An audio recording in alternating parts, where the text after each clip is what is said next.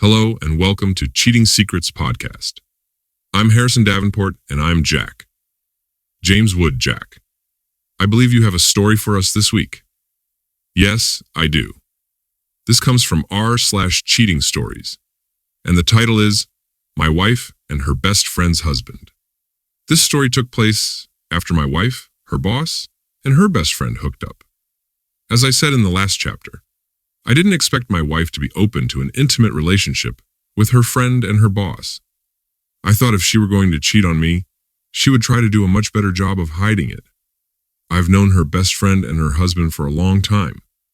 It took me by surprise that she let them in on her secret, even more so that my wife was willing to be physical with her best friend. The level of convincing and maneuvering that her boss had to do to make that happen was off the charts.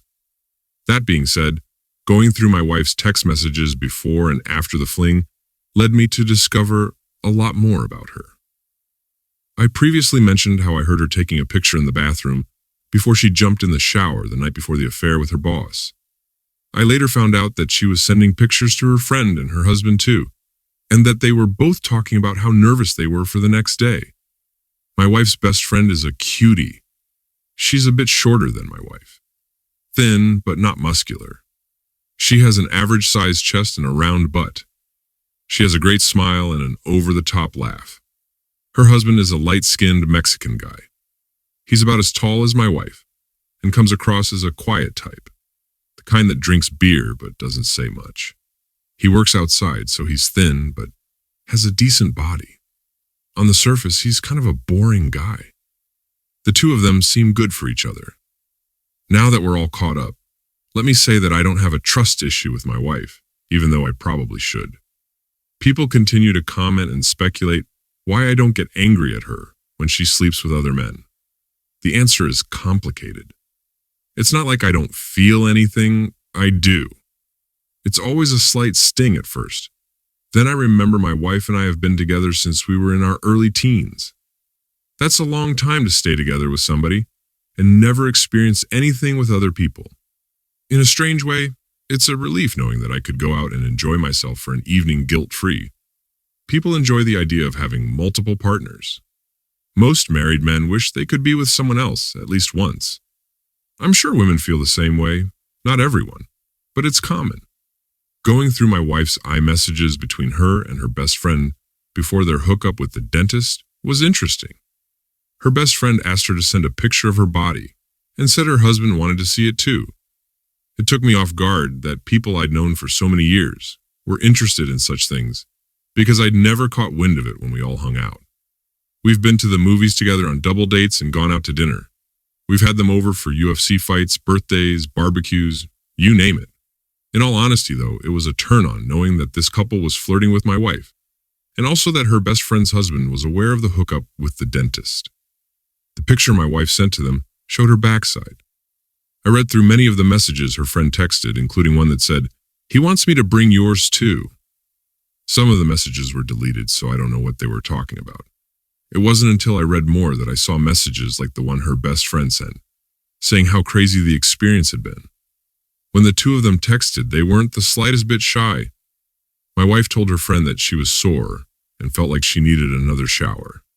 They texted on and off, but didn't mention much about what happened. There was a string of texts about 4 days later that caught my eye. Her friend said, "We need to go back to that 2 for $20 sale." My wife replied, "Why? So your husband can keep more of mine?" LOL, her friend wrote back. "He legit still has them. I think he has a crush." After that, she deleted the rest of the conversation. I assumed they were talking about my wife's underwear. Apparently, when they were done at the dentist's house, my wife's best friend took home my wife's panties for her husband to enjoy. I couldn't believe any of this was happening. It was the best and the worst feeling in the world. On the one hand, my wife was clearly sleeping around. On the other, I was able to watch my wife's hottest friend be intimate with their boss. A huge range of emotions is part of the territory with these sorts of experiences. At this point, I knew to ignore the bad and lean into the good side of it. I continued to think about the text messages I'd read while my wife was in the shower. After thinking about it, I decided to take a bold step. Like before, I felt the right move was to reach out to the guy. This guy probably had a heart attack when I sent him the first message. I told him that anything we talked about needed to stay between us. I told him he couldn't tell his wife that we were talking because it would risk ruining my relationship with my wife. If that were to happen, I told him we would have more than words about these text messages I shared with him and his wife. He must have been relieved when I told him right up front that I knew he was into my wife and wanted to help him out. He was hesitant to buy into what I told him at first. He thought I was trying to trick him. I told him I'd already read the text messages and that I knew everything that was going on among everyone. I knew he was aware of everything too. I also told him that I knew he had used my wife's underwear. My mind was going 1,000 miles an hour. Having known these people for as long as I had, there was something so taboo about having a conversation with him about my wife. He told me it was the first time he and his wife had done anything like this, and that the threesome with my wife only happened because their boss was really persistent. The boss had no idea that my best friend's husband knew about the affair. I didn't want him to know that I was the one who had helped set it up. Our conversations didn't really go anywhere after that. I stopped replying to him, and he stopped replying to me. A couple of days went by, and then I got an idea. I wrote to him, "Now that I know about your feelings for my wife, we should figure out a way to make something happen." I thought I was being a mastermind behind another great scheme. He sent me a couple of screenshots from a conversation he was already having in a group text with his wife and mine. The three of them were talking about meeting up. My heart wanted to jump out of my chest. Even though I wanted to set up a similar arrangement, the feeling I got when I found out they were doing this on their own made my stomach turn. You never get used to that feeling. The conversation was moving forward. My wife didn't say much, but he did. I couldn't see the screenshots from the beginning of the conversation, so I'm not sure who started it. What he sent me was basically them agreeing that they could meet up once for fun, but that he could only watch. His wife didn't want to go solo with my wife. It's funny to think that she had her own reservations, but was willing to hook up with her boss and my wife, no problem. So, the two of them were going to hook up in front of her husband, but he could only watch. This was the hottest thing I could have ever heard. It seems completely made up, even when I think about it now. The idea that my wife, a shy Mexican girl, who never really thought outside the box in the bedroom for as long as we've been together, is now having a conversation with her best friend about doing something pretty wild. He cropped the picture in a way that cut off the rest of the conversation. He told me they were talking about meeting up in the future, but they didn't have a date set yet. I still felt like I wanted to control what was going on. Now that I knew what they were up to, I used it as leverage. I told him the only way I would let this happen was if he recorded the encounter. I wanted to see the whole thing from start to finish, but without anyone knowing. He told me he didn't know of a way to do that. I said, "Then it's not going to happen." He said he would think of something. A few days later, he sent me a screenshot of a little USB camera he bought on Amazon. He said he was going to set it up in the bedroom if it ever went through. The fact that he went out of his way to buy it made me think they already had a date set up, and that he wanted a recording of it as well. I didn't hear anything for a while. I reached out once and asked if their conversation had continued. He said his wife briefly mentioned it, but they hadn't really talked about it much as a group. He did reveal he was still using my wife's underwear, and that he still had them. He told me that part of the deal when his wife hooked up with the dentist was that she would bring back a pair of my wife's panties. He also told me that his wife shared all the details with him. I already knew most of the details from the doctor's perspective, but it was interesting that his wife told him a lot of the same things, though she left out a few details. According to him, the doctor did not finish on their faces. He blasted on my wife's butt, and his wife lapped it up. He also said that the doctor gave both his wife and mine hickeys on their inner thighs. He was angry about this for some reason. I never noticed it on my wife's thigh, but she doesn't let me see her body with the lights on, LOL. He was curious if I was attracted to his wife.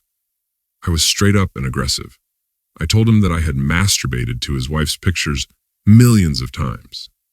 He didn't like hearing this. Apparently, he thought it was okay for everyone to bang my wife. But if I wanted to do the same to his, that was a problem. I decided to sweeten the deal and told him that if they did meet up, I would like some underwear of my own, along with the recording. I told him it was only fair. I'm not big on using lingerie, but I wanted to show him that I had some control. He agreed to find me a pair. This led to a separate event that I'll try to cover if anyone wants to hear about it. What felt like months passed by. Then he sent me a text saying he got tickets to a football game and suggested we should all go. I told him it would be even cooler if I said I was going to go, but backed out at the last minute, leaving my wife with them. He must have had a light bulb moment as soon as I made the suggestion, because he agreed it would be the perfect opportunity to get my wife alone, and they could go back to their place after the game. He said he was going to talk to his wife and would get back to me if she took it seriously. He told his wife we'd all go to the game together, but then he said he would figure out a way to say he only managed to get 3 tickets at the last minute. That way, his wife wouldn't know I was backing out on purpose. There were a lot of moving parts, but it seemed like the only way to get the 3 of them alone and make it seem accidental. I realized nothing crazy happened in this chapter, but I felt it was important to tell the backstory because it really sets up what happens next. So, I'm sorry that this one is a little bit boring. I promise it's better to have the background details. Let me know if you want me to be a little more detailed in these stories. Sometimes I feel like I'm rattling on. Other times I feel like I didn't really say everything I wanted to say. So, Harrison, do we have any comments for this story? We did. The first one comes from Seaweed Fun 180. This person writes, "Thanks for sharing. Keep it coming. I'm glad you're getting into the picture, keeping one step ahead, controlling, and not being the odd man out. I enjoy your shared information." Mark on the Green, the original poster, writes, "Thank you, it's such a strange dynamic." Throwaway writes, "Great stuff, man. Can't believe you keep writing. It's sad some people go out of their way to attack you when you tell them, don't read if it's not for you. Much love.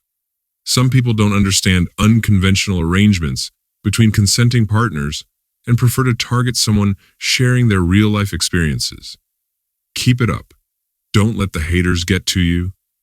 People with an open mind and an imaginative life can relate to your personal experiences." Mark on the Green responds with, "Thank you, brother." It's the internet. I know what I'm up against, but I do appreciate the kind word.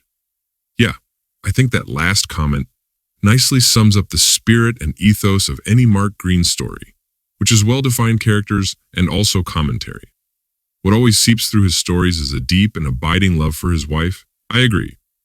I think we should also explain to the audience, especially for those who have watched the first video we have and the update video we had originally posted. We're not allowed to have that update here on this platform. So, we've actually put it on our Patreon. If you all want to check that out, please feel free to visit our Patreon account and we'll have that loaded up. Thank you for listening, and Harrison, let's get out of here. Cheating Secrets Podcast.